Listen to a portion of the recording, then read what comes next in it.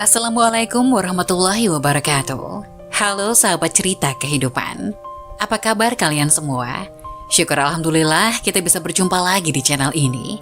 Salawat dan salam selalu tetap tercurah kepada junjungan kita, Nabi besar Muhammad SAW. Tidak lupa kami sampaikan salam sehat, salam sejahtera. Semoga kita semua tetap dalam lindungan Allah Subhanahu wa Ta'ala. Seperti biasa, kita akan berbagi kisah dari yang unik, menarik, sampai bikin nangis. Semoga bermanfaat.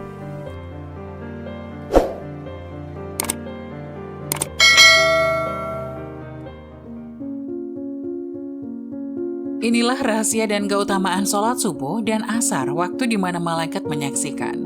Simak ulasannya. Subuh adalah salah satu waktu di antara beberapa waktu di mana Allah Subhanahu wa Ta'ala memerintahkan umat Islam untuk mengerjakan sholat. Allah Subhanahu wa Ta'ala berfirman, "Dirikanlah sholat dari sesudah matahari tergelincir sampai gelap malam, dan dirikanlah pula sholat subuh, sesungguhnya sholat subuh itu disaksikan oleh malaikat." Quran Surat Al-Isra ayat 78. Betapa banyak kaum muslimin yang lalai dalam mengerjakan sholat subuh. Mereka lebih memilih melanjutkan tidurnya daripada bangun untuk melaksanakan sholat.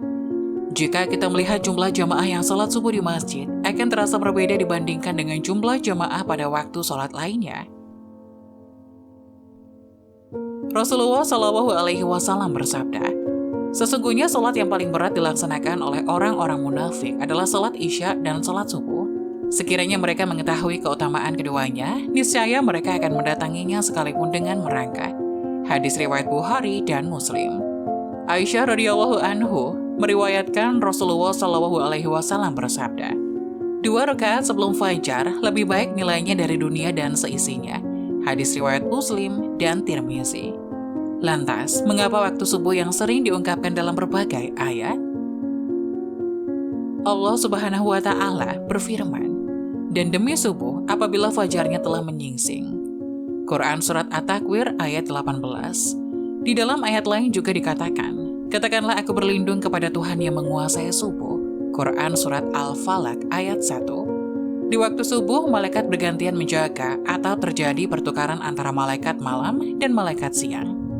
Kemudian malaikat malam menghadap dan melaporkan kepada Allah Subhanahu wa Ta'ala tentang apa yang sedang dikerjakan oleh hambanya di waktu subuh sebelum akhirnya digantikan oleh malaikat siang. Rasulullah SAW bersabda, "Di tengah-tengah kalian ada malaikat yang silih berganti bertugas mengiringi kalian di waktu malam dan siang.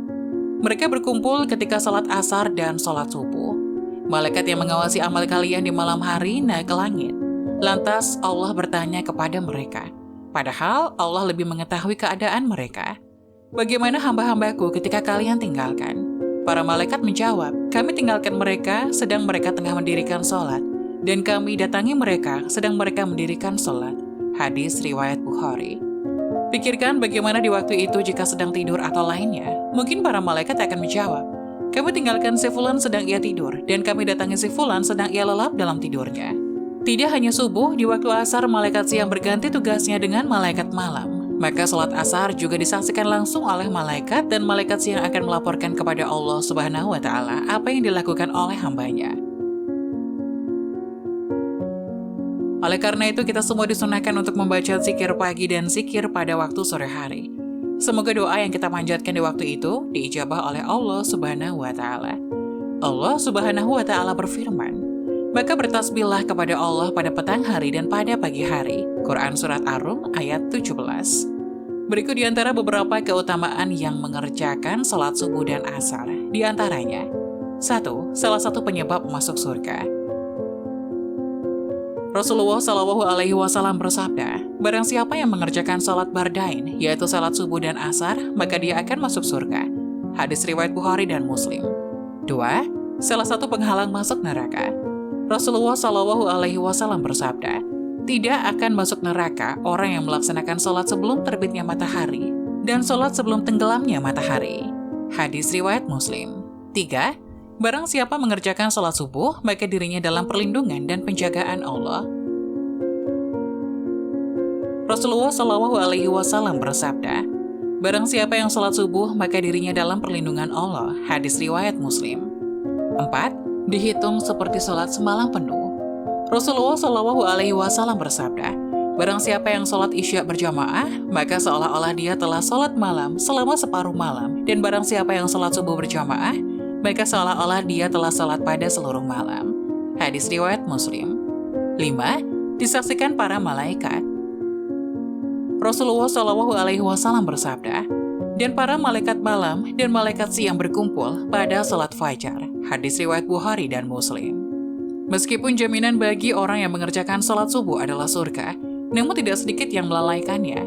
Jika kita sangat sulit untuk mengerjakan salat subuh, maka pikirkanlah bagaimana jika hari ini adalah subuh terakhir kita di dunia.